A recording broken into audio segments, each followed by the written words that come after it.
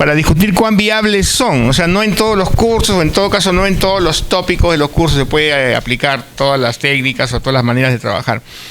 Pero, entonces vamos a abrir la discusión después. O sea, vamos a hablar sobre... ¿Qué pasó ahí? Queda agüita. Ya. Vamos a presentar hoy día los resultados de sus discusiones. Yo sé que no van a estar perfectas ni totales porque hemos hecho un poco rápido, ¿no? Después vamos a hablar de aprendizaje basado en proyectos, cómo se hace la enseñanza con casos y distintos tipos de evaluación. Y quiero cerrar hablando de la teoría. Y para eso traje una pequeña presentación. Y eso sería todo. Y después vamos a tener unas tareas que ustedes me van a entregar a una carpeta de Gmail. Voy a crear una carpeta de Gmail, de Google, de Google Drive, para que ustedes pongan ahí sus trabajos. A ver, miren, no sé si a ustedes les parece una buena idea, pero en mis clases de Centrum yo espero, digamos, hasta el último día para discutir con los estudiantes la fecha de entrega de los trabajos. Es decir, no la pongo yo, ¿no? Centrum me da 30 días para entregar notas para las clases de doctorado. Entonces yo digo, dentro de esos 30 días, ¿qué fecha pueden ustedes darme el trabajo? Me tienen que dar una semana por lo menos para corregir, pero puede ser en una semana, en 2 semanas, en 3 semanas. Y ellos discuten y eligen, bueno, en qué fecha entregar. En este caso, en el caso de la Universidad de Jaén, en pregrado normalmente no se puede hacer eso, ¿no? Normalmente no se puede, no sé si se puede negociar, cuánto pueden negociar ustedes con sus estudiantes la fecha de entrega. ¿Ustedes pueden negociar la fecha de entrega o ya está todo definido en el sílabo? ¿Está todo definido en el sílabo? Ya. ¿Cómo hacen o no lo hacen para coordinar con otros cursos? ¿Qué pasa si descubrimos que esa fecha tienen que entregar 2 trabajos o 2 exámenes en otros cursos, en otros 2 cursos? ¿Cómo hacen? ¿O ha pasado o ustedes coordinan para que no pase? ¿Cómo? Sí pasa, entonces no coordinan para que no pase. ¿Cómo?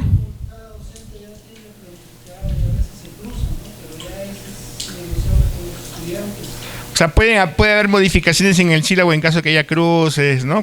Porque a mí me ha pasado que, digamos, que la fecha es tal y resulta que ese día tienen que entregar 3 trabajos. Entonces, tampoco está bien. Hay 2 posibilidades, se hace antes o se hace después. Normalmente los estudiantes van a pedir que se haga después. Pero también se puede hacer antes, ¿por qué no? Ya se alivian del asunto. Entonces, si terminamos hoy día y yo les estoy pidiendo... Yo les voy a enviar, en esa carpeta de Google Drive, les voy a enviar 2 o 3 preguntas para que ustedes elijan una y escriban un ensayo sobre eso. Y después los grupos tienen que entregar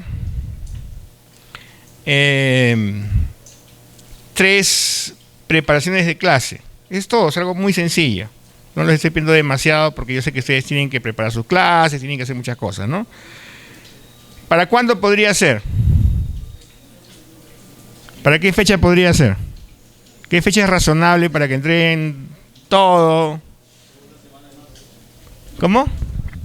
Segunda semana de marzo es razonable, ¿no es cierto? O sea, un mes. ¿Sí? 3 semanas, perdón, 3 semanas.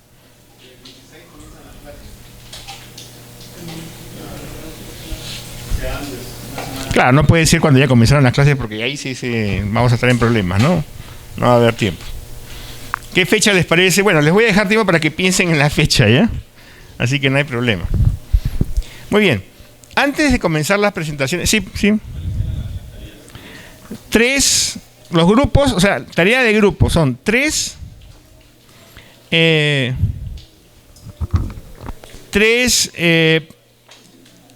clases preparadas.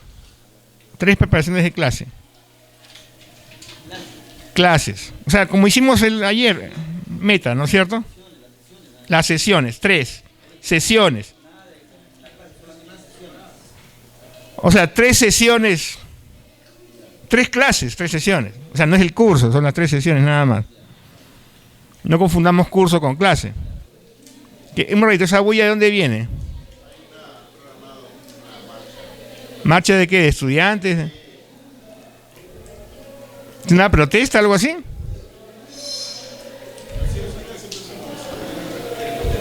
¿Podemos cerrar la puerta, por favor?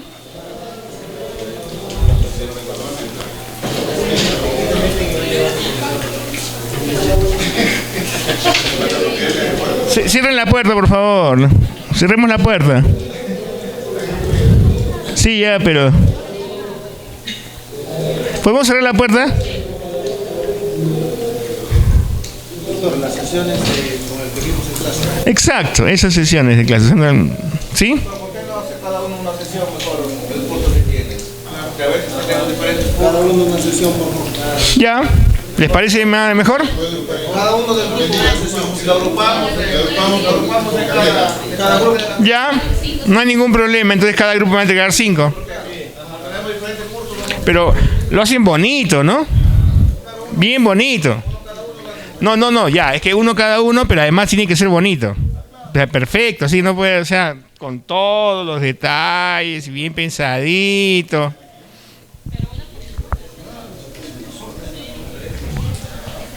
¿Por qué?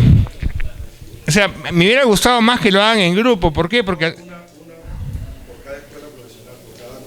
pero son 4 nada más.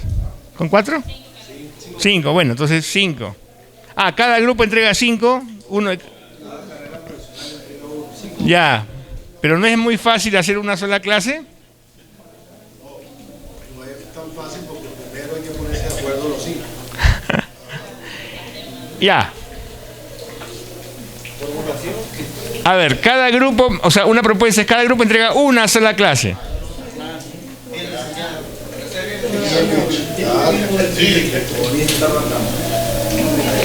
Ya, ¿cuál es la ventaja de hacerlo en grupo? Escúcheme, por favor. La ventaja de hacerlo en grupo es, o sea, la idea de diseñar las clases de esta manera también, no solamente es que la preparo para mí, sino que la puedo compartir con otros profesores, o sea, otro profesor que enseña el mismo curso.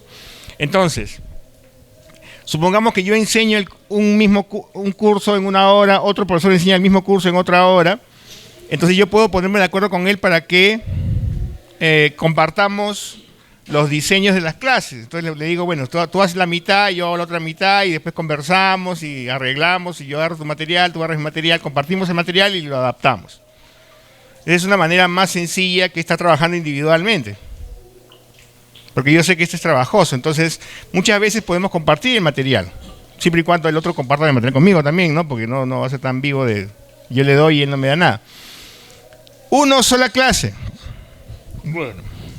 Pero es súper fácil, me parece demasiado fácil, ¿o no? No, de a 2 no, pues. Ya.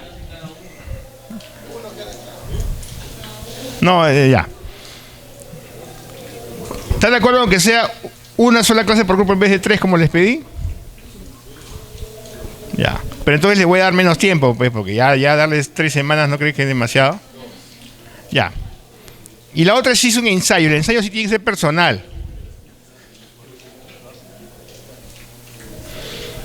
Antes de pasar a presentar los resultados de ayer, quiero darles algunos consejos de dicción y de presentación, que también es algo que he enseñado en Centrum, ¿no? Porque en Centrum, pues como es una escuela de negocios, es importante trabajar pues la cuestión de presentación, de cómo uno tiene que aparecer frente a una reunión o presentar. Ya. A ver, por favor, todos acá. Tenemos que trabajar un poco más nuestra dicción. Todavía tengo un poquito de problemas de tartamudez, por ejemplo. Pero tal vez no se nota mucho en clase cuando lo hago en clase, no tartamudeo tanto. Hay que tratar de mantener una dicción estándar, es decir, pronunciar todas las consonantes, todas las vocales. Todos tenemos nuestro acento particular, ¿no es cierto? Por ejemplo, el acento limeño es muy conocido, ¿no? ¿Sí? O sea, mira, me levanté esta mañana, hola, ¿cómo estás? ¿Cómo están? Buenos días. Qué gusto de verlos. Ya. El acento limeño es muy conocido y yo hablo así porque soy limeño, pues ¿qué voy a hacer? Pero en clase no hablo así, en clase trato de tener otra dicción, otra pronunciación un poquito más lenta, más clara. Muy bien, entonces, si notamos que tenemos un problema en la dicción, pequeños problemas de tartamudeo que cualquiera puede tener, yo tengo, entonces practiquemos un poco más la dicción, tratemos de hablar de manera un poco más lenta y también un poco más rítmica. El discurso oral se siente mucho mejor cuando uno lo hace así, manteniendo cierto ritmo y no trabándose. Fíjense, ¿no? ¿Ya? Nos estamos preparando para ser profesores, entonces es buena idea mantener la preparación de las clases. Esa es una manera de hablar manteniendo cierto ritmo y no trabándose, retrocediendo, o sea, como en la música, ¿no es cierto? Las canciones que mejor se entienden son aquellas que mantienen el mismo ritmo. Hay canciones más complicadas que tienen distintos ritmos, que después viene otro, en fin, pero eso es más complicado. Pero las canciones populares tienen un solo ritmo, un solo tempo, una sola velocidad, quiere decir, y son fáciles de entender. Cuando hablamos, hagamos lo posible para mantener cierto ritmo y el mismo tempo, o sea, la misma velocidad. Por supuesto, otra cosa que no debe ocurrir es la entonación monótona, ¿no? Es decir, hablar siempre en el mismo tono, ¿no? Sin cambiar, subir o bajar. La oralidad también tiene sus notas musicales. Entonces, a veces subimos las notas, bajamos las notas, y eso puede indicar énfasis, ciertas emociones. Y hablar monótonamente es algo que no debemos hacer, porque el habla monótona, pues, aburre. No debe cambiar de tono hacia arriba, hacia abajo, ser flexible con los tonos. Otra cosa que no debemos hacer, que también pasa con frecuencia, ¿ya? ¿Sí? ¿Están mirando? ¿Ustedes lo ven con frecuencia o no? ¿Ah? Los estudiantes no, también en los profesores, ¿ah? ¿Por qué se ve mal? ¿Se ve mal o no? Se ve mal porque parece una actitud dubitativa, que quien está exponiendo no está seguro, entonces... a veces yo veo que hacen así, se ponen a bailar salsa, no sé. Ya... Hay que mantener la estabilidad y también enseñarles a los alumnos a no exponer así, ¿no? Bueno, voy a presentar el trabajo sobre resistencia de materiales. Y yo mismo no tengo ninguna resistencia de materiales porque estoy dando tumbos, ¿no? ¿Sí? La manera, a ver, no puedo usar el micrófono para esto, pero digamos la manera más estética, menos confusa, que demuestra más seguridad. Yo pongo mis pies, ¿no es cierto? Y me puedo mover la cintura para arriba donde quiero, y puedo mover los brazos, pero no estoy bailando. O sea, me mantengo en esta posición y hablo, y muevo acá, muevo por acá, ¿no es cierto?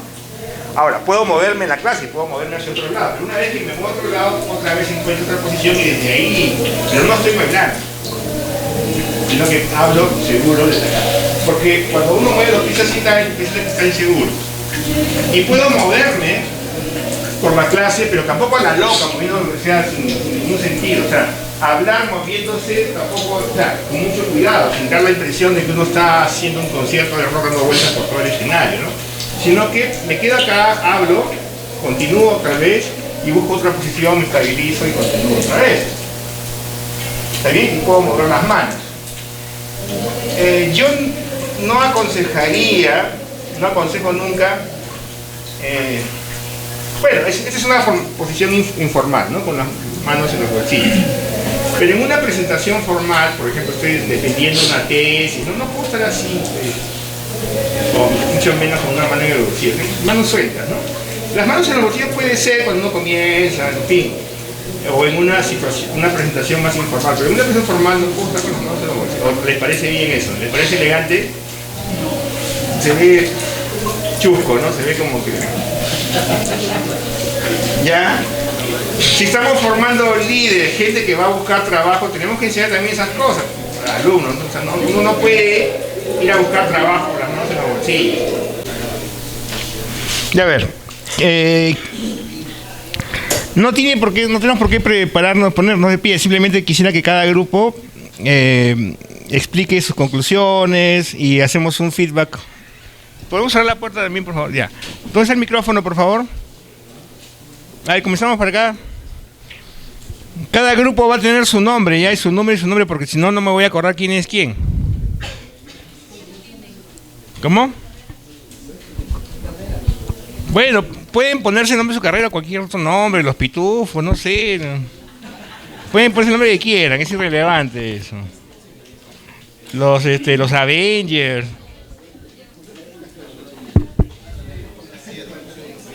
El equipo especial, no sé, pues. El Comando Sur. Pero estamos en el norte, ¿cómo el Comando Sur? Bueno, ya. ¿Cómo? Sí, claro, pero estamos en Jaén, estamos en el norte, no estamos en el sur. Bueno, ya. Sigamos. A ver, comencemos ahora con cada grupo. A ver. Y por favor, miren, ¿les molestaría a ustedes si acabamos una y 10, una y 15? ¿Ya? ¿Sí les molestaría? No, pues. O sea, no, obviamente no va a haber receso, pero si nos demoramos unos 10 minutos más, comprendan que hemos tenido, bueno, yo tuve que hacer unos papeleos, y después, bueno, tuvimos esta conversación que es importante, pues siempre hay que conversar entre los estamentos universitarios, ¿no? O sea, yo no concibo una universidad en la que, no concibo una universidad en que los profesores son empleados, ¿no? Simplemente empleados y tú marcas tarjeta, haces tu clase y te vas. Eso no es una universidad. Tampoco consigo una universidad en que el estudiante es un cliente y da su clase, aprueba y se va, ¿no? O sea, ¿para qué ha venido, no? Me acuerdo que cuando yo estaba en estudios generales en la Universidad Católica, me acuerdo que como una manera de descalificar a un compañero, ¿no? Yo le decía a otro, mira, cree que ha venido a la universidad a estudiar. Y no, a la universidad no se viene solamente a estudiar, ¿no? O sea, era una broma, ¿no? O sea, si tú crees que a la universidad vienes a estudiar, te has equivocado, ¿no? Vienes a formarte como ciudadano, ¿no? Vienes a participar, vienes a crear conocimiento, no es que vienes y te vas, ¿no? Eso me parece terrible, ¿no? O sea, un estudiante que viene, cumple con su tarea y se va, ¿no? No creo que queramos ese tipo de profesionales, ¿no? Pero bueno, ya. Entonces, ya, comenzamos, por favor. Sí, disculpen la interrupción. Si nos demoramos un poquito, compréndame. Y ahí también quisiera terminar más temprano, pero tal vez no nos alcance el tiempo. Listo. A ver. Bien, buenos días con todos los colegas presentes. Respecto al tema que nos ha tocado nuestro grupo, hemos evaluado uno de los problemas de la universidad respecto a los alumnos es la deficiencia en comprensión lectura. En nuestro grupo están denominados los constructores. Dentro de los factores de este problema hemos considerado lo siguiente: baja cultura de lectura. Nuestros estudiantes provienen de diversos lugares aledaños, como son caseríos, centros poblados, donde se dedican a las actividades agrícolas. Entonces no tienen por la misma naturaleza de las actividades, no tienen la cultura de la lectura. Y es así que tienen deficiencia en este punto. Otro factor que hemos considerado respecto a ese tema es débil formación en la educación básica regular. Si bien es cierto, tanto en matemática como en razonamiento verbal hay una deficiencia. Y también el tema de la parte de la tecnología. Hay centros poblados, caseríos que no cuentan con las computadoras, con el equipo tanto de software como de hardware. Y eso así que cuando vienen a Jaén, se ha podido notar en los cursos de computación, muchos que, como ya lo he mencionado, muchos colegas no saben manejar el programa básico que es Windows ni Ofimática. Y es así que en el transcurso de su carrera, autodidácticamente, a través de tutoriales van obteniendo este conocimiento por necesidad. Pero si bien es cierto, ya cuando están en los ciclos avanzados, como requisito para obtener el grado de bachiller, se ven con la obligación de llevar el curso de Ofimática a través del área de producción de bienes y servicios. Otro factor que hemos considerado es la falta de motivación por parte del docente. Si bien es cierto, como ya lo hemos desarrollado en la clase del día de ayer, es necesario, ¿no?, antes de iniciar la clase, la motivación para que el alumno se sienta con ganas, motivado para poder entender la clase que se va a tratar en ese momento. Otro factor que hemos considerado es la poca importancia a la lectura. si bien es cierto, no le dan la prioridad a la lectura. Y un colega estuvo comentando ayer que cuando desarrollaba el curso en curso de Ingeniería Civil, para hacer un problema de hidráulica, el alumno no entendía el problema en sí porque no le leía de la manera adecuada. Y como en matemática la teoría se complementa con la práctica, entonces hay que saber leer para entender el problema y luego aplicar la solución respectiva. Entre las soluciones que hemos considerado para este problema son los siguientes. Programa de estímulo a la lectura, o sea, un programa que permita al alumno motivar el estímulo para que pueda leer por sí solo, de una manera autodidáctica, de una manera voluntaria. Otra solución que hemos considerado, la lectura veloz. Si bien es cierto, actualmente hay técnicas de lectura veloz, llámese por internet. En Lima hace años había una técnica ILVEN, que actualmente ya se está, hay otra institución que es las técnicas americanas. Y acá en Jaén actualmente, no sé si ustedes saben, hay una institución de lectura veloz que es justamente como una patente de las técnicas americanas, que están yéndose a las diferentes instituciones para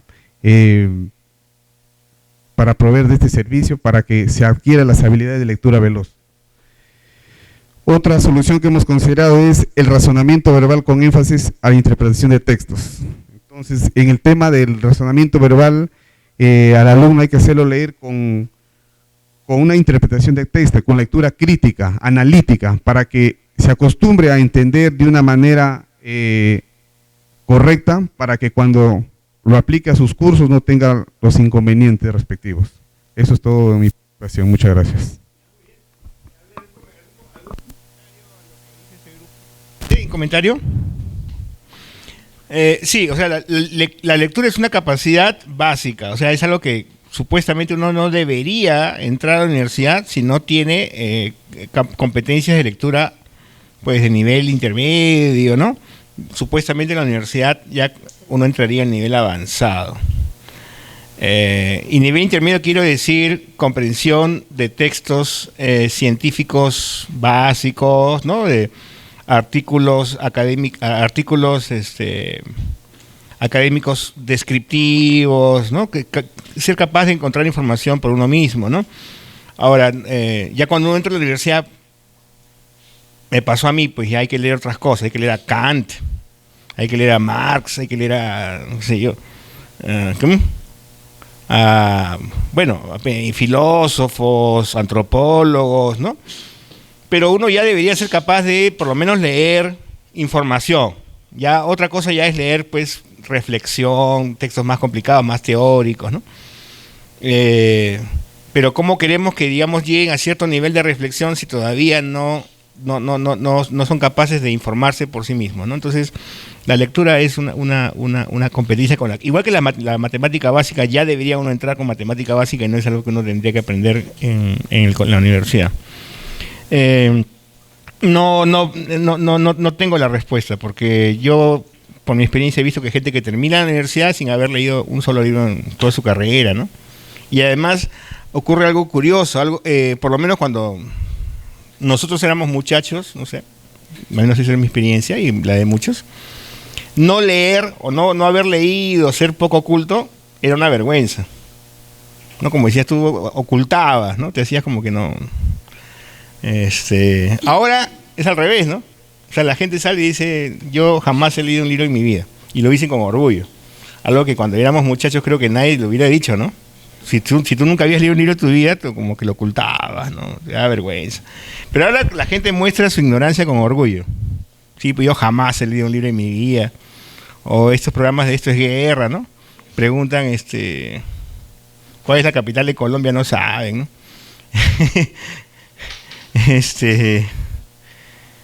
¿Cuál es el valor de pi? Tampoco saben. En fin.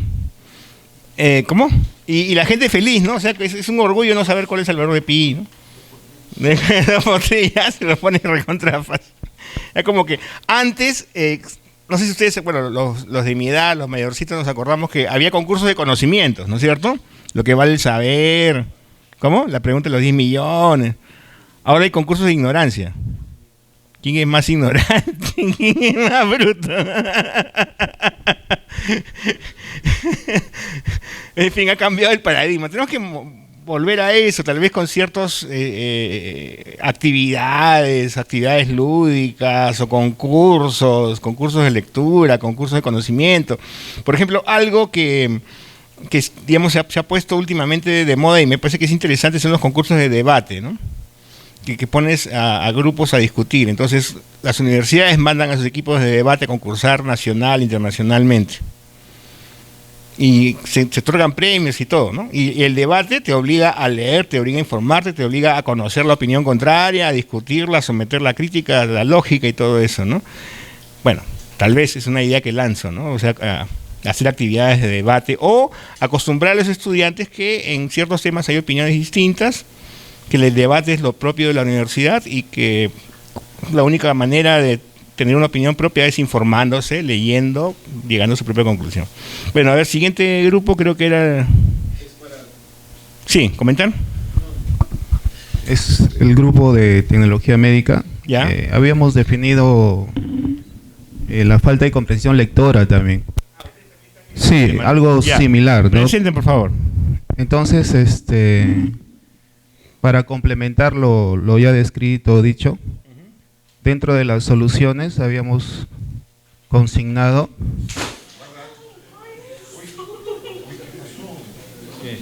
hablando de resistencia de materiales, ¿se acuerdan que ayer hablaban de...?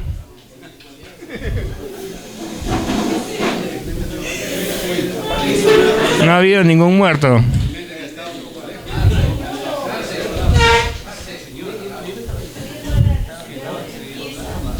Ya, pero mientras tanto, sí, pero ya, llámelo, pero no pasó nada. Además su maltín es de cuero, así que bacán, es súper fino.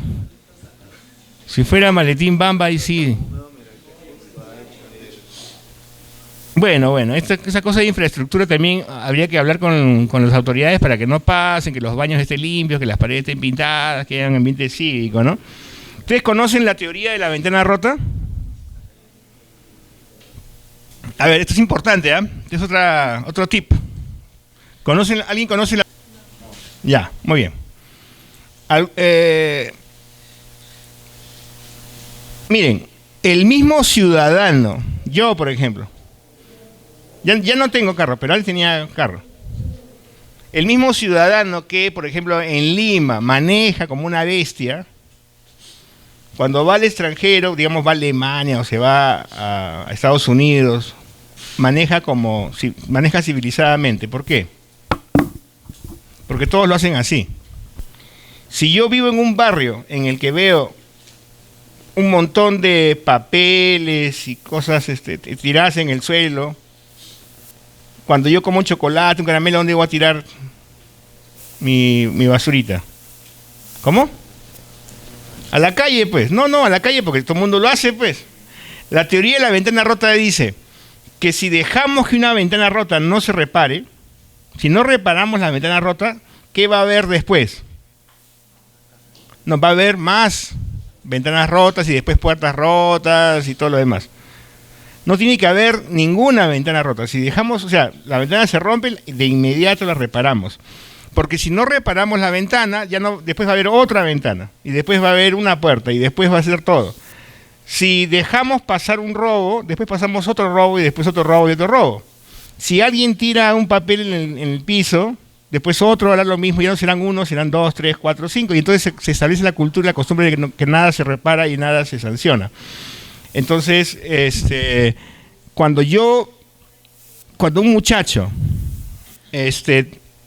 trabaja, estudia en un entorno que está limpio, ordenado, donde las reglas se cumplen, no hay ventanas rotas, ¿no es cierto? Entonces su cultura cívica, su comportamiento cívico va también a mejorar. Porque no es lo mismo pintar una pared que ya está pintada que pintar una pared que está limpia, ¿no? Y no es lo mismo romper la ventana de una casa cuyas otras ventanas ya están rotas, ¿no? Entonces ya es más fácil romper las demás ventanas. Y funciona. Cuando tú le ofreces una infraestructura limpia, ordenada a una persona, esa persona va a comportarse mejor, se va a comportar civilizadamente y va a acostumbrarse a comportarse civilizadamente, no es la palabra, cívicamente. cívicamente, ¿no? Es decir, protegiendo él mismo, ¿no? Sin pintar las paredes, sin ensuciar, sin tirar las basuras al piso, en fin, manteniendo limpias las cosas. Y digamos, uno se siente también moralmente mejor, se siente que está, digamos, hay más exigencia para uno mismo. A ver, entonces, disculpen por la interrupción, tenemos otra interrupción de este panel roto, ¿no? Ya. Entonces, algo más, profesor, diga.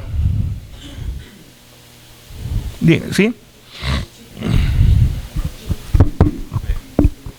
Entonces, para complementar lo ya descrito, desarrollar hábitos de lectura mediante el establecimiento de rutinas, dar textos relacionados a la temática de tal manera que resalten los beneficios e importancia, como son mejor en el vocabulario, mayor capacidad de reflexión, y no olvidando pues que la lectura genera el debate, ¿no?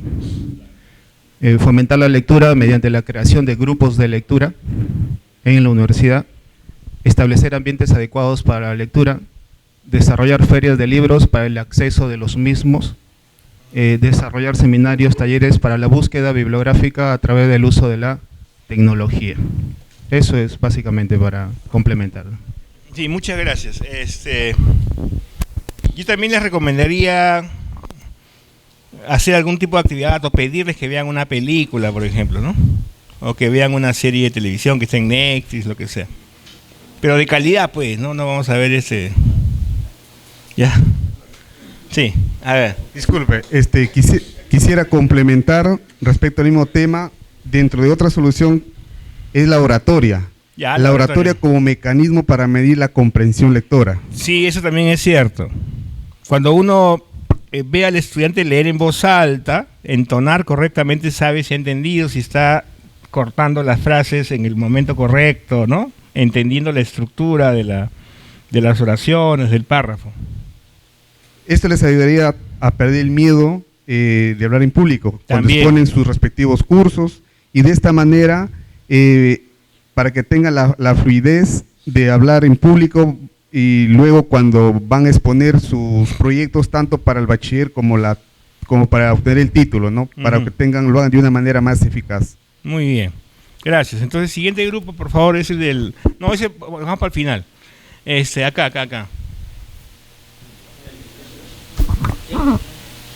Acá.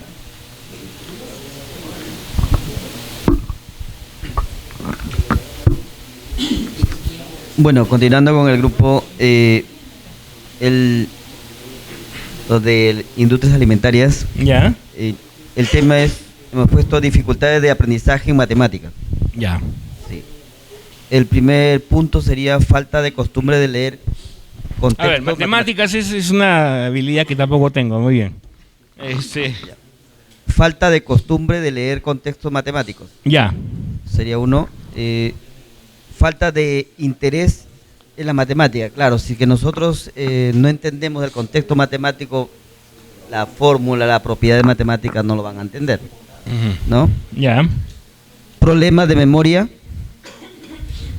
falta de técnicas de estudio, bajo autoestima e inseguridad, escasos conocimientos previos, falta de apoyo, ansiedad a la matemática, asistencia de clases y actitudes, ¿no? Entonces... Inasistencia. Ajá.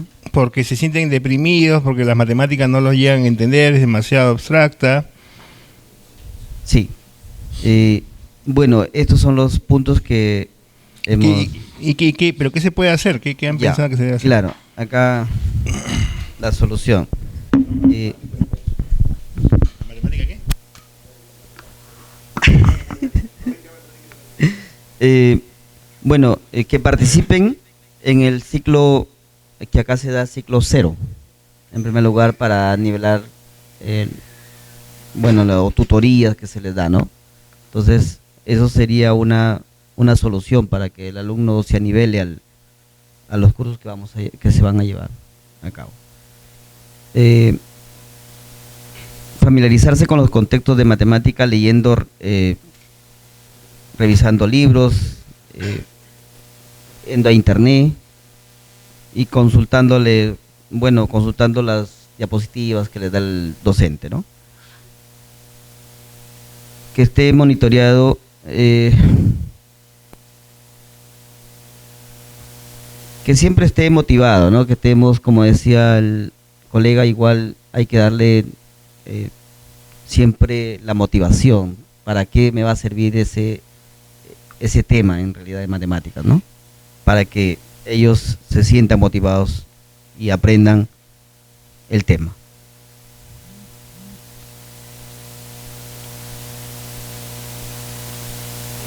A ver, ¿qué más? No, sí hay más. Bueno, acá mejoramiento de alimentación también, porque a veces no sabemos cómo vienen alimentados. Entonces, para un poco tener más, bueno, yo creo más concentración, ¿no? Practicar continuamente. Y que siempre, como decía, asistan, ¿no?, a clase, ¿no? Porque si no se van a perder un cierto tema, al siguiente tema vienen a clase y ya no, porque siempre es secuencial del anterior, ¿no? Hay un hecho que lamentablemente no podemos aplicar, no podemos manejar tan fácilmente, pero la mente empieza a trabajar mejor a partir de las 10 de la mañana. Esa es la razón por la cual yo programé las clases a partir de las 9, de 9 a 1. Pude haberlas programado de 8 a 12. Pero para mí sería difícil levantarme tan temprano. Ni siquiera hay desayuno en el hotel a esa hora. Pero más allá de eso, supongamos que sí me puedo levantar temprano y todo lo demás. Según varios estudios, la mente todavía no está despierta hasta las 10, 9 y media, 10. Yo sé que esto es inaplicable en una universidad. ¿Ustedes tienen clase a partir de las 7, creo?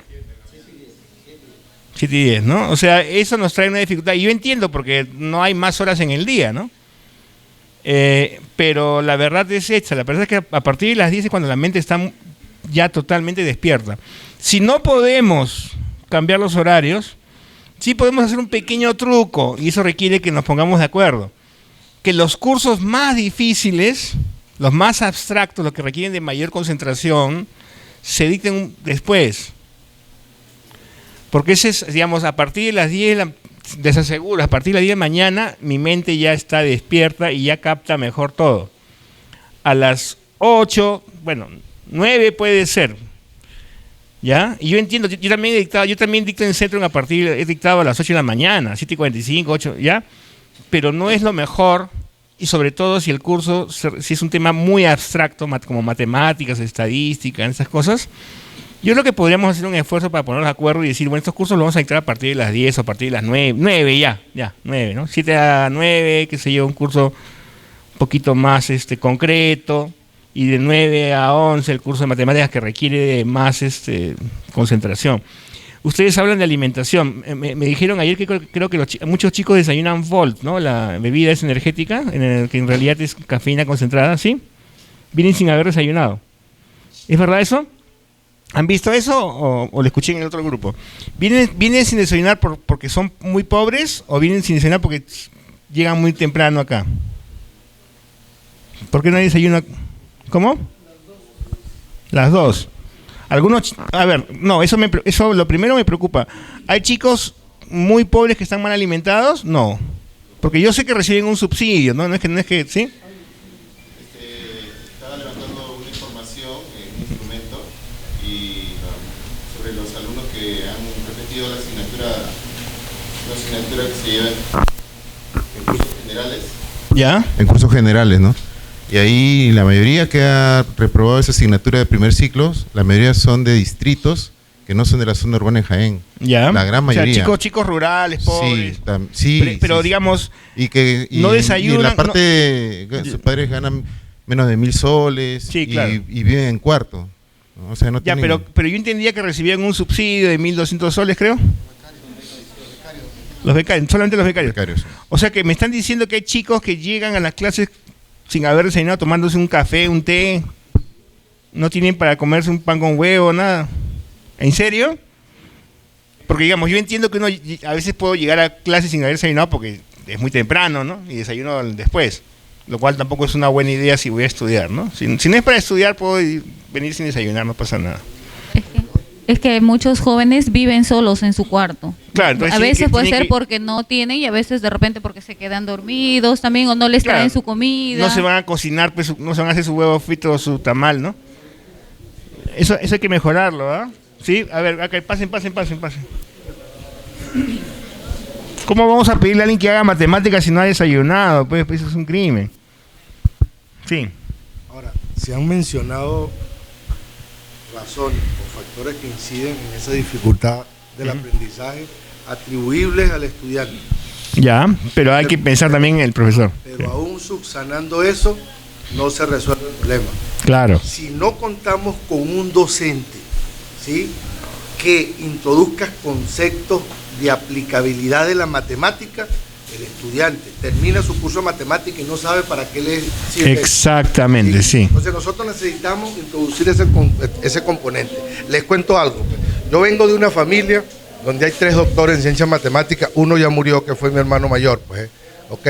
Y murió sin saber para qué sabía la matemática para resolver cosas en la calle. Ya. Un individuo de alto nivel, ¿ok? Nadie lo discutía, ¿ok? Pero no conjugó nunca en su vida, y lo discutimos muchas veces, su formación matemática con la de la calle. Quiere decir que esto no es un asunto atribuible, y esta discusión yo tengo años dándola. O sea, su hermano era un gran matemático, ¿sí?, pero no lo podía... No, y ninguno de los otros dos tampoco. Ya. Eso lo que saben es resolver transformar de Laplace, polinomio de Taylor, eso sí, hasta con los ojos cerrados. Pero no saben qué se resuelve de la vida cotidiana con el uso de la matemática. Entonces, si la orientación, ¿sí?, no se conjuga hacia la utilidad de la ciencia, ¿sí?, el estudiante menos se va a sentir involucrado con los conceptos matemáticos porque no pasamos, ¿sí?, de la teoría hacia la praxis. ¿Sí? Así es. No le quitamos lo abstracto que tiene la matemática y nos quedamos ahí. Por ejemplo, hay veces uno observa cosas como esta, pues, ¿sí? Derive la función e a la x, a la x, a la x, a la x. Y uno se pregunta, pues, ¿sí?, mencióname un problema de la vida cotidiana que describe ese comportamiento, y no hay un problema que tenga ese comportamiento, ¿sí? Entonces lo que hacemos es complicar las cosas y apartarnos, ¿sí?, de la aplicabilidad de la matemática. Y cuando usted le pregunta a la gente, pues, ¿para qué te sirvió ese curso de matemática? Para dejar de comer y para dejar de dormir. Buena respuesta. Y no hay más nada, pues. Ya. Entonces nosotros tenemos que hacer el esfuerzo, ¿sí? El profesor de matemáticas tiene que hacer el esfuerzo. Claro, tiene que hacer el esfuerzo por hacer entender, pues, que realmente eso significa, ¿sí?, algo para la vida, que eso es de utilidad en el campo profesional, que realmente se debe tener competencia en el área matemática, ¿sí?, para poder ser exitoso en el campo laboral, pues. Pero eso a veces no lo resaltamos. Me parece un comentario importante, o sea, no solamente desde el punto de vista del estudiante, cómo hacemos para que estudie más, sino los profesores qué hacen o qué hacemos para que la matemática sea relevante, sea significativa, sea algo que... Claro, el que es matemático no requiere de eso, el matemático le encanta. Así es, disfruta. Lo hace, ya, aunque no tenga nada que ver con la vida real. Pero el estudiante, a quien yo quiero formar en la matemática, no para que sea matemático, sino para que sea ingeniero, para que sea abogado, lo que sea, tecnólogo, yo tengo que ser capaz de transmitir, mira, este conocimiento tiene una utilidad, este conocimiento describe estos fenómenos que aparentemente no tienen explicación o los vemos de manera muy superficial. No, mira, hay una matemática, hay una maravilla. La matemática, dicen algunos, es la gramática del universo, ¿no? Es el lenguaje del universo, ¿sí o no? Entonces, ¿cómo es posible que el lenguaje del universo no sea fascinante, no sea algo que me llame la atención? Cuando es el lenguaje en que están hechas todas las cosas. Entonces, hay que encontrar maneras de enseñar matemáticas siempre aterrizando. Hay un gran filósofo del siglo XX que yo admiro mucho, que se llama, no sé si algunos conocen, Ludwig Wittgenstein. Ludwig Wittgenstein es uno de los más grandes filósofos del siglo XX, un tipo de una mente brillante, matemática también. Y él concibió su filosofía en las trincheras en la Primera Guerra Mundial. Bueno, ya no lo voy a explicar ahora. Y después escribió un libro que se llama El Tratado Lógico Filosófico. Y él dice, en ese libro yo he resuelto todos los problemas filosóficos de la historia. O sea, un poco pedante, ¿no? Pero estaba totalmente convencido, Wittgenstein estaba convencido que en ese libro, de no más de 100 páginas, él había resuelto todos los problemas filosóficos desde los presocráticos hasta Kant, o hasta, en fin, todo lo había resuelto. Fíjense la honestidad intelectual de este gran filósofo. Él dijo, bueno, ¿qué haría una persona común y corriente, o un filósofo común y corriente, una vez que ha descubierto, que está convencido de que ya resolvió todos los problemas filosóficos, que ha escrito uno de los mejores libros del siglo XX? Ahora lo que haría sería darse vueltas por el mundo dando conferencias y ganando $60,000 por conferencia y viviendo, ¿no?, la vida fácil, porque ya pues es famoso, es importante. Wittgenstein dijo, aquí están todos los problemas filosóficos resueltos, así que ya dejé esto en libro, y se fue a enseñar matemáticas en un colegio rural, porque si ya había resuelto todos los problemas, ya no tenía nada más que hacer, que se dedica a otra cosa. Y él un día se dio cuenta que estaba equivocado y escribió otros libros. Pero tenía una visión del mundo bien interesante. Él trabajaba con sus estudiantes en grupos muy pequeños y, por ejemplo, a él le enfadaba, le parecía incoherente, absurdo, le parecía inmoral incluso, que un filósofo no supiera freír huevos o no supiera cuidar un jardín. Dice, ¿cómo puede ser que tú quieras estudiar filosofía si no sabes cuidar un jardín? ¿Cómo quieres estudiar filosofía si no sabes freír un huevo, caramba? O sea, si no manejas las cosas básicas de la vida. ¿Cómo puedes pensar sobre la vida si no conoces las cosas básicas de la vida? Entonces, tal vez Wittgenstein nos ayuda a ver las cosas de esa manera. O sea, yo puedo ser una persona muy abstracta, muy sabia, digamos, con un gran conocimiento, pero si no lo puedo aterrizar, si no sé lavar la ropa, si no sé freír un huevo, ¿no?, si no sé echarle abono a un jardín, tal vez algo me falta, ¿no? Algo me falta, o sea, una cuestión ética. Entonces yo creo que el matemático o los profesionales, todos nosotros, por más que sepamos muchísimo y tengamos un conocimiento súper abstracto y estemos por encima del bien y del mal y por encima de todos los demás, creo que tenemos que tener siempre un pie a tierra, siempre entendiendo cuáles son los problemas humanos, porque a veces nos olvidamos, oye, estos chicos vienen sin desayunar, vienen sin saber cosas básicas o sin tener los recursos básicos que yo tengo. Pues claro, yo tengo un servicio higiénico, tengo cocina, puedo freírme un huevo, puedo ir a comer afuera, y a veces nos olvidamos del privilegio y las ventajas que tenemos, ¿no? Porque, y entonces hay que aterrizar, hay que darle al chico, mira, este problema que tú tienes tiene una explicación matemática, o se puede entender matemáticamente, o se puede entender desde el punto de vista de tal cosa, tal fenómeno, ¿no? El profesor tiene que hacer lo posible por volver concreto lo abstracto. Voy al final a hablar sobre lo abstracto, que para mí es sumamente importante, porque finalmente la tarea del estudiante va a tener que ser llegar a un nivel de abstracción suficientemente poderoso. Pero eso lo voy a explicar al final. Esa debería ser la meta, pero en el camino, o sea, tiene que haber experiencia, vida, con cosas concretas en las que yo veo el funcionamiento de las matemáticas en esto, ¿no? Sí, a ver, entonces pasamos al siguiente grupo, el de... Sí, por favor, sigue, diga. Sí, diga. Bueno, ellas... lo que comenta el doctor Manuel, por una parte, tiene sentido. No, eso es la motivación. Tiene todo sentido. Claro, o sea, lo que el doctor hincapié ahí en el tema de la motivación. Pero, digamos, la problemática del aprendizaje de la matemática no es, digamos, eso. Al 100% no es eso. Eso sí, influye en el tema de la motivación de parte del docente al estudiante. El 80% de los estudiantes de acá, de la universidad, vienen de colegios rurales. Ok, eso lo sabemos, esa información ya lo conocemos. Es importante saber que en los colegios rurales existen profesores de historia que enseñan matemática. No sé si me dejo entender ahí. O sea, hay estudiantes que aprendieron matemática con profesores de historia, con profesores de CTA, con profesores que no son profesores de matemática. Ahí inicia la problemática, ¿no? Desde la primaria, se forman en la secundaria, vienen a nivel pre, también no hay una coordinación para prepararse e ingresar a llevar una matemática básica. Ahora, cuando entran acá, ya entran desnivelados. La otra problemática es la siguiente, que no hay, digamos, un acuerdo entre los profesionales que están en los cursos de carrera, séptimo, octavo, noveno, con las ciencias básicas. Los sílabos de matemática aquí en la universidad son todos, para todas las ingenierías, el mismo.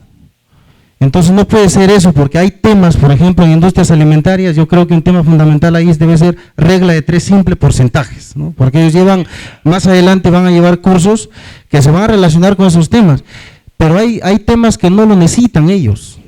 Por ejemplo, lo que son ese tema de derivadas ya más extensas, ya no lo necesitan, pero ingeniería civil sí. Entonces, yo creo que la forma de cómo motivar más al aprendizaje de la matemática es que en una reunión de carrera profesional, los profesores del área, ¿no? Ellos expongan su necesidad de lo que el estudiante en matemática tiene que aprender para que vaya comprendiendo durante la carrera, pues, y lo aplique en el séptimo, octavo, ¿no? Porque hay temas que sí, son innecesarios ya en algunas carreras en matemática, ¿no? Pero ahí va la problemática también. Sí, efectivamente, ¿no? O sea, tiene que estar relacionado con la carrera.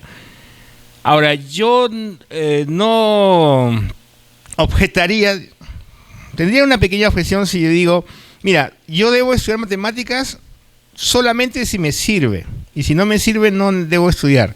Ahí creo que no estaría tan de acuerdo, ¿no? Porque tiene que haber un plus, o sea, sí, las matemáticas que voy a aprender en la universidad, en la malla curricular, alguna relación, función deben cumplir. Obviamente si voy a ser tecnólogo es una cosa, si voy a ser ingeniero es otra, ingeniero civil, lo que sea, distintos tipos de matemáticas porque van a ser fundamentales para mi profesión. En cambio, en otras áreas tal vez no.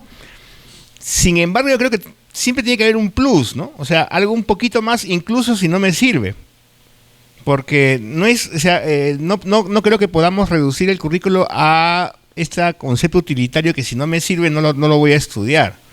Porque en realidad el conocimiento es un fin en sí mismo, ¿no? No es cosa de que si no me sirve, ¿para qué sirve? Ahí digamos que creo que siempre tiene que haber lo que me sirve y un poquito más. O sea, lo que me va a servir en matemáticas es suficiente y un poquito más, que abra mi imaginación, mi curiosidad, para tener conciencia por lo menos de que esta área es mucho más rica, tiene más aplicaciones que tal vez no volveré a ver en mi vida, pero que forman parte de lo de cómo debo ver yo las cosas y me abre la posibilidad de que haga un posgrado en otra disciplina y me acuerde de que las matemáticas van más allá de lo que estudié para mi carrera preprofesional, no profesional, sino que tienen otras utilidades, ¿no? O sea, que siempre quede abierta, quede un cabo suelto para que uno lo pueda amarrar después. O sea, yo no estoy muy convencido de que la carrera debe ser algo totalmente cerrado y que bueno, y se acabó, no hay más, sino que tiene que haber cabos sueltos, tiene que haber partes que me permitan entrar, abrirme a otras posibilidades, a otras preguntas. Yo creo que, por ejemplo, la razón por las cuales en el Perú las políticas públicas son un desastre, tan mal diseñadas, es porque tenemos gestores, más que gestores, tomadores de decisión, ya sean alcaldes, congresistas, gobernadores, en fin, o ministros, viceministros, directores de ministerios, que no tienen mentalidad matemática y no tienen mentalidad estratégica. Es decir, se les ocurre lo que se les ocurre. Y no toman en cuenta que la cantidad de consecuencias que puede tener una decisión, todas las implicaciones, los incentivos perversos, incentivos no deseados, ¿no? Que puede tomar una decisión. Y la mentalidad, creo que no digo que tengan que aplicar las matemáticas, pero deben tener un poquito de mentalidad un poco más matemática, ¿no? Aunque no la apliques, pero que tengas esa visión abstracta, matemática, ¿no? Menos concreta de las cosas, porque si no piensas lo que no, decides lo que se te ocurre y mira la cantidad de cosas desastres que pueden pasar cuando uno toma decisiones sin haberlas meditado. Bueno, un último comentario, profe. Sí. Por ejemplo, si eso que está ahí atrás, esos logos de la universidad, se utilizase como plataforma en un curso de matemática, ¿sí? el matemático, con el respeto de los matemáticos, ¿ves? Dirían, pues es una estructura matricial que tiene 7 filas, 11 columnas en forma vectorial y da un total de 77 elementos, pues, de los cuales, ¿sí?, n sobre 2 más 1 le corresponde a uno y n sobre 2 al otro. Muy bien. Listo. ¿Ah? Pero si eso se asociara con la distribución de estas losas La mayólica, claro. en el piso, de las mayólicas, ¿sí?, yo pudiese ir captando el interés del estudiante. ¿Por qué? Porque eso que está ahí, ¿sí?, sirve para una distribución armónica, ¿sí?, guardando condiciones de simetría. Pero si no lo traslado de allá aquí, ¿sí?, ya, el joven dice, pues, ¿y por qué no se distribuyen 40 logos blancos, ¿sí?, y 37 azules? ¿Por qué la distribución es exactamente 39 y 38? ¿Por qué no hay 57 ni hay 20? ¿Por qué? Porque no lo trasladamos, ¿sí?, al hecho real que le permita a la gente, ¿sí?, ir asociando, pues, lo abstracto de la matemática, la estructura matricial, que no la estamos discutiendo, ni vamos a decir que está mal, sino cómo los elementos constitutivos de una matriz permiten vincularlo con el hecho real. Muy bien, muchas gracias. Eso es un buen ejemplo. Yo recién entendí el teorema de Pitágoras hace unos 3 o 4 años. O sea, yo repetía como loro, porque así lo aprendí, que el cuadrado de la hipotenusa es igual a la suma de los catetos. No, a la suma del cuadrado de cada cateto, ¿no es cierto? Cateto al cuadrado más g al cuadrado igual a hipotenusa al cuadrado, hipotenusa al cuadrado igual a cateto al cuadrado más g al cuadrado. Y eso me lo aprendí en memoria, y entonces cuando tomaban examen, qué sé yo, para medir la hipotenusa, bueno, pues aplicaba, pues, porque es súper fácil, ¿no? El teorema de, ya si no entiendes, si no puedes aplicar, si tienes problemas en aplicar el problema del teorema de Pitágoras, pues ya, pues, de verdad, no sé qué haces aquí, ¿no? Porque es súper fácil de aplicar, es súper fácil de recordar, igual que recordar la fórmula del el cuadrado de una suma, ¿no? De un binomio. Súper fácil de acordar. Pero yo terminé, fíjense, ¿eh? O sea, a pesar de que yo podía aplicarlo, si alguien me preguntaba, si alguien me paraba en la calle y me dice, ¿cuál es el teorema de Pitágoras? Hipotenusa al cuadrado igual cateto al cuadrado más cateto al cuadrado. Me lo sabía de memoria y lo podía resolver. Pero ¿cuándo lo entendí? O sea, que yo pudiera memorizarlo, incluso aplicarlo, no quería decir que lo había entendido. ¿Cuándo lo entendí? Cuando vi un videíto de un ¿cómo se llaman esos triángulos con hipotenusa? ¿Cómo se llaman? Tiene un triángulo recto y el área proyectada de cada uno de los lados del triángulo.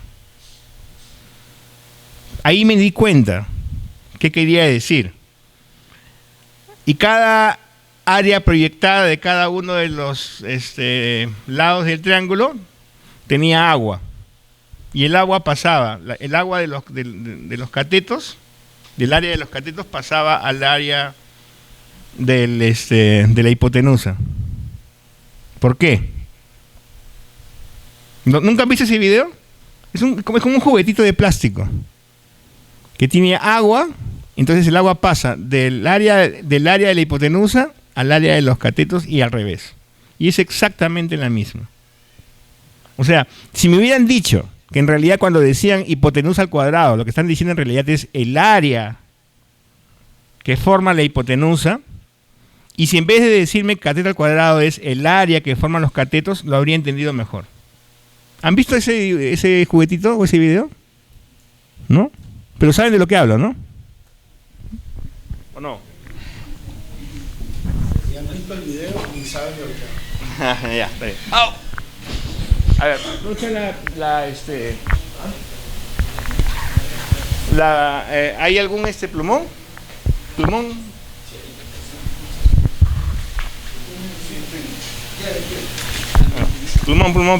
Plumón. Y así lo entendí. O sea, no lo había entendido. O sea, lo sabía de memoria, pero no decía cómo es. A ver, plumón. ¿Nadie? No puede ser que no hayan visto el video, es conocidísimo.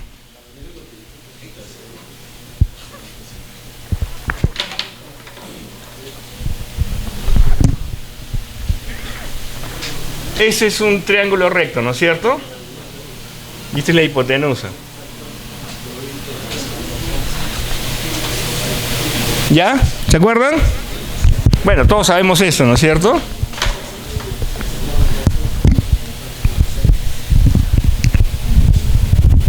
Miren, así me lo pudieron haber explicado, ¿ah? Y funciona. Si me lo hubieran explicado así, gracias.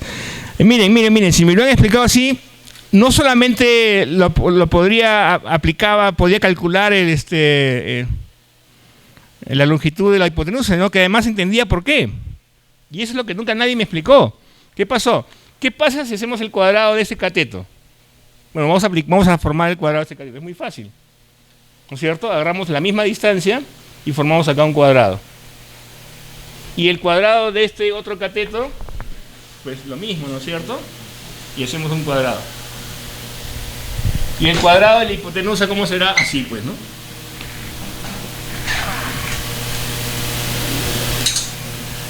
Pues tú tienes un juguete en el cual tienes agua y el agua circula de aquí a acá y de acá a acá.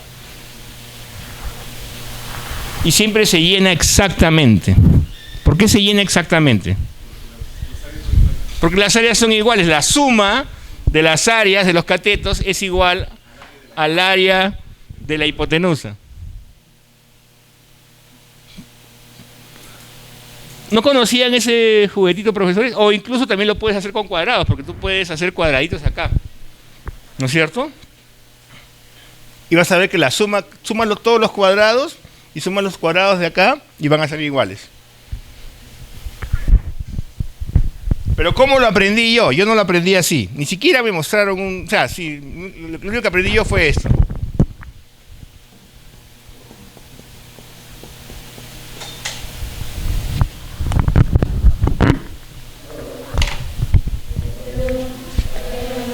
O sea, lo aprendí así, lo memoricé, así como memoricé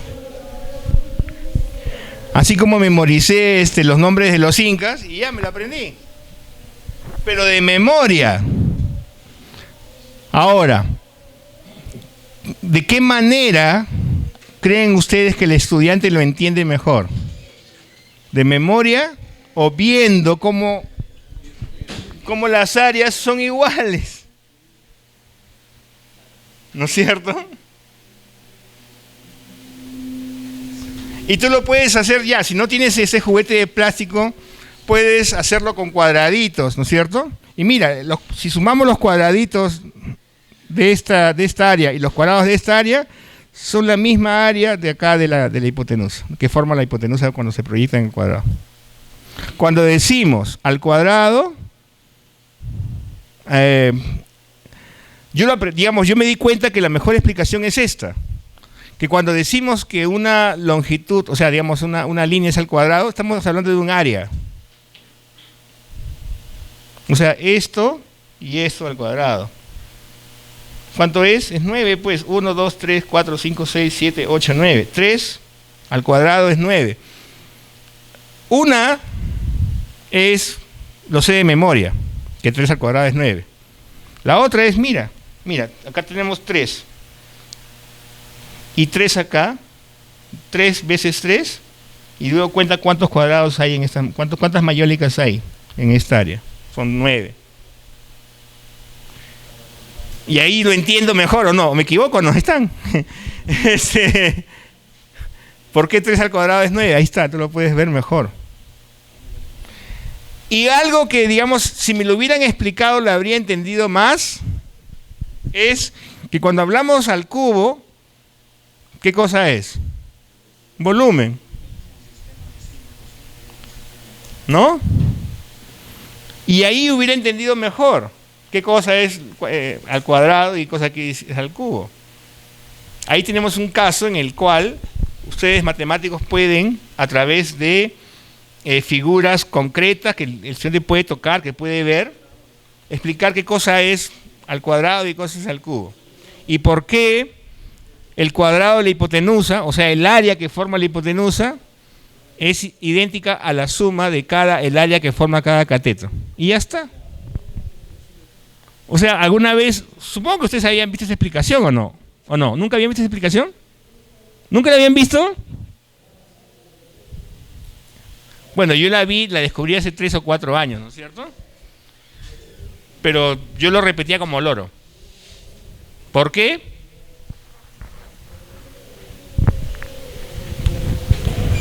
Porque me